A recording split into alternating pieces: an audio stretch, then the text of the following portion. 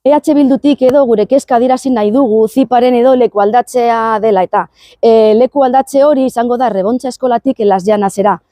Baina Las Llanas eraikinean edo ez da bermatzen behar dituzten kalitate, baldintzak edo bermatzeko. Bertan jasoko dituzte batez ere soldadurazko ikaslek edo ezin izango dituzte bere klaseak bertan jaso eta gainera aldaketak eta jasoko dituzte bere egutegian.